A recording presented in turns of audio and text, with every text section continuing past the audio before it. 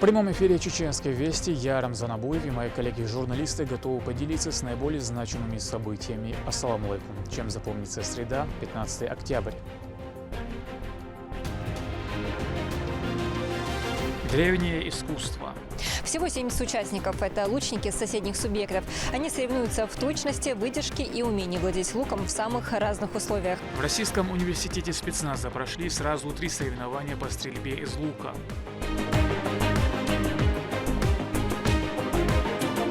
Мост жизни. Это трехпролетный мост, который относится ко второй технической категории.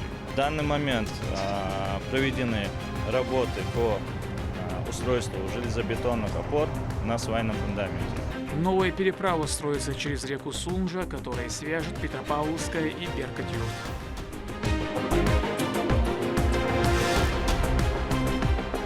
По зову сердца. Самое главное, берегите себя, поддерживайте друг друга. Боевое братство, поддержка братская. Вы сами знаете, это много чего значит в зоне проведения СВО. Новая группа добровольцев вылетела в зону СВО из Грузинского аэропорта.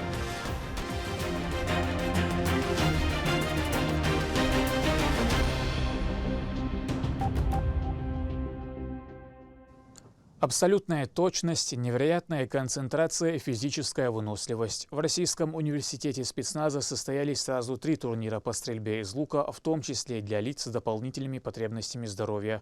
Древнее искусство стрельбы держало всех в напряжении, тишину перед выстрелом нарушал только характерный шелест тетивы. О секретах идеальной техники в репортаже Медины Мударовой. Чемпионаты первенства Чеченской Республики по стрельбе из лука, в том числе и для лиц с поражением опорно-двигательного аппарата, такого масштаба в регионе проводятся впервые.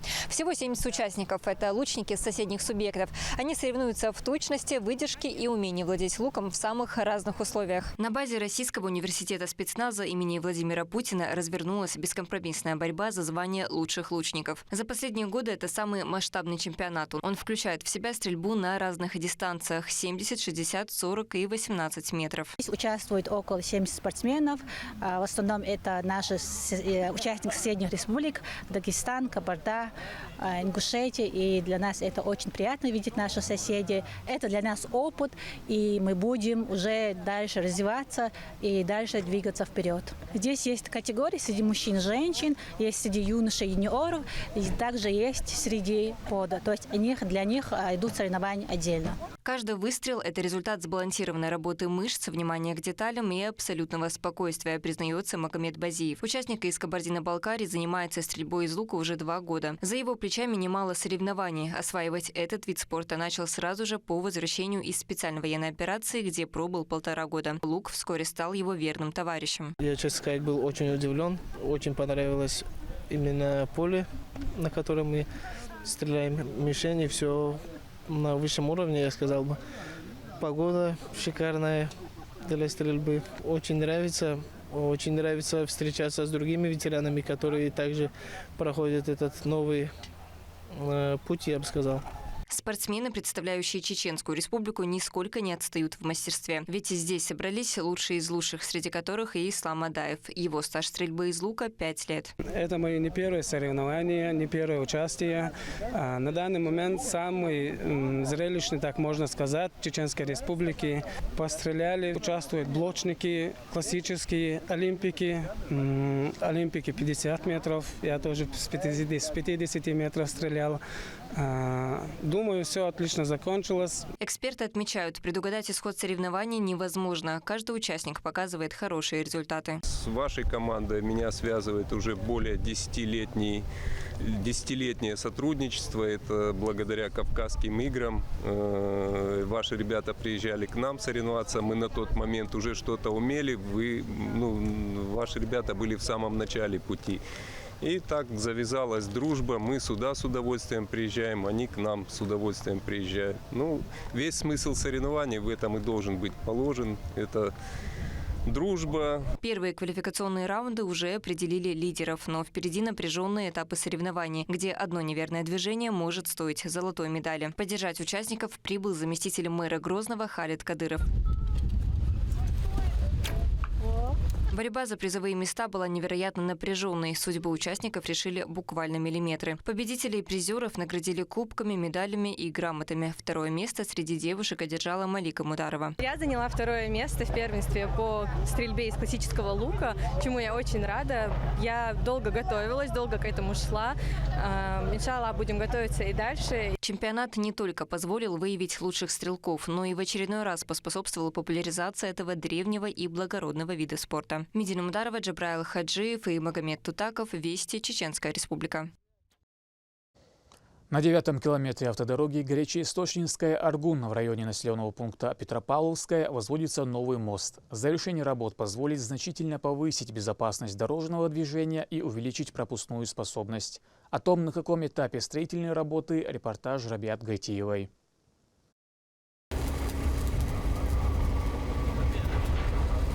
На трассе Горячеисточнинская-Аргун полным ходом идут работы по ликвидации многолетней проблемы. Мост у села Петропавловская был признан аварийным еще в 2023 году и официально закрыт для переезда в июле этого года. Было принято решение не ремонтировать переправу, а полностью демонтировать мост и построить с нуля современный и безопасный объект. Состояние существующего моста было аварийное. Узнав о проблеме, по поручению главы Чеченской Республики Рамзана Ахматовича Кадырова в рамках государственной программы развития дорожной отрасли Чеченской Республики Министерством автомобильных дорог были начаты работы по реконструкции моста.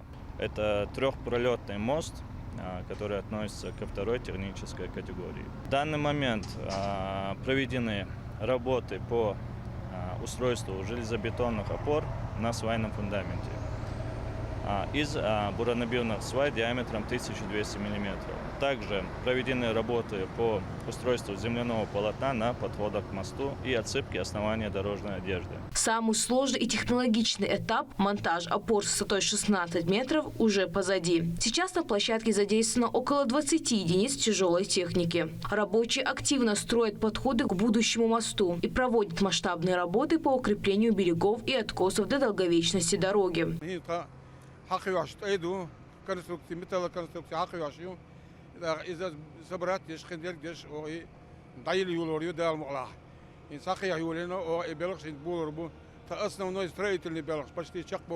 Протяженность новой переправы составит 157 метров. Власти и подрядчики делают ставку на современные технологии и материалы, чтобы раз и навсегда решить вопрос одной из ключевых автомобильных дорог. За ходом работ установлен строгий контроль Департаментом строительства Министерства автомобильных дорог Чеченской Республики. А сдача моста в эксплуатацию запланирована на конец этого года. Для жителей окрестных сел это означает не просто новый маршрут, а новое качество жизни. Рабиат Гайтиева, Джабраил Хаджиев. Вести, Чеченская Республика. Министерство по национальной политике, внешним связям, печати и информации совместно с Духовным управлением мусульман проводит цикл просветительских мероприятий. Ключевая задача – донести до населения суть и необходимость проведения СВО, а также укрепить общественно-политическое единство. Особое внимание уделяется патриотическому воспитанию молодежи, чтобы сформировать у нее четкую гражданскую позицию и обеспечить защиту от деструктивной пропаганды. Сегодня в условиях информационно-идеологического воздействия на не только Чеченскую Республику и чеченское общество, но и в целом Россию, важно и нужно доносить до населения необходимость противодействия деструктивным силам, важность того, что межнациональный мир и межконфессиональное согласие в Чеченской Республике и Российской Федерации является условием стабильности и гармоничного развития всей страны. Поэтому мы проводим такие мероприятия в плановом порядке, на постоянной основе.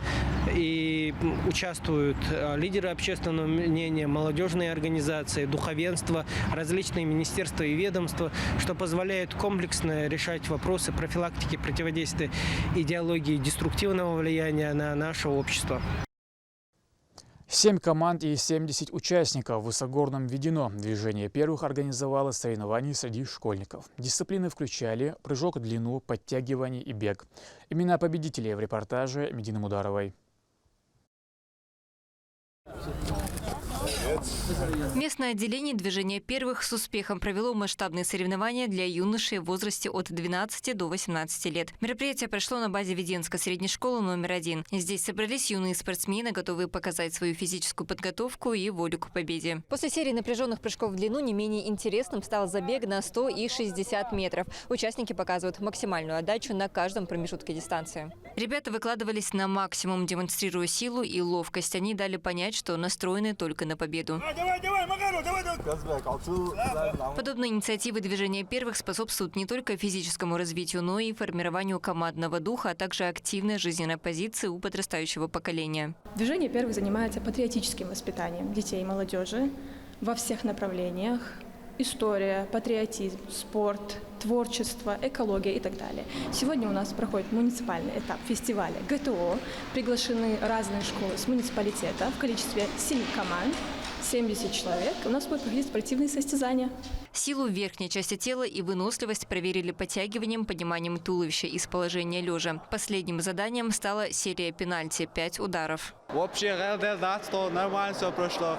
Бегаешь нормально, скручивание, чёрдикер, турники даешь.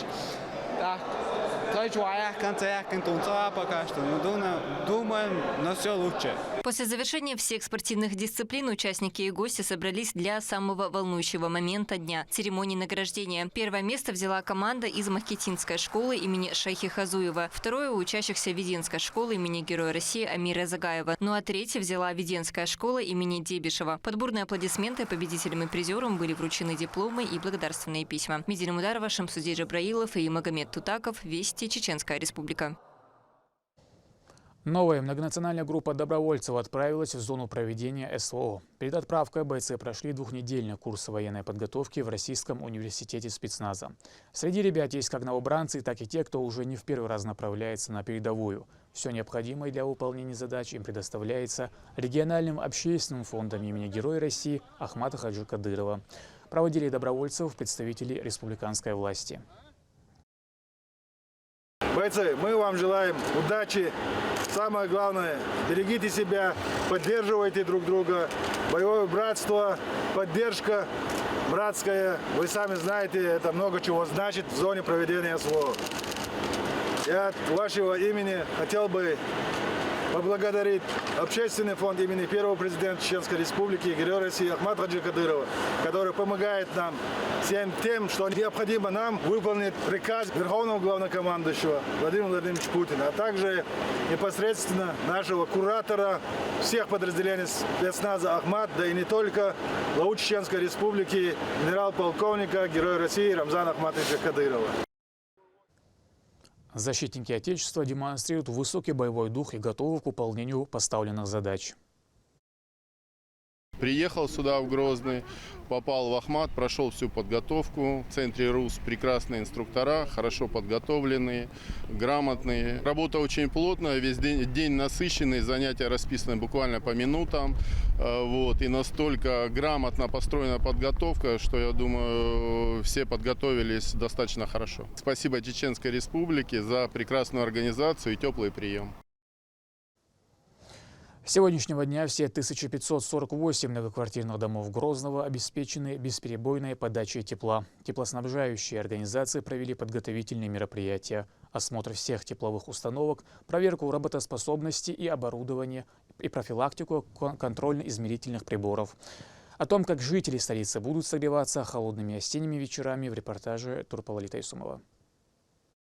Тепло приходит в каждый многоквартирный дом. Отопительный сезон стартовал. Одна из городских котельных номер 4 теплоснабжения мэрии Грозного подготовилась к этому и уже обеспечивает. Котлы работают непрерывно. В качестве топлива используется природный газ. Принцип работы такой же, как у обычного бытового котла. Только эти промышленные и огромные.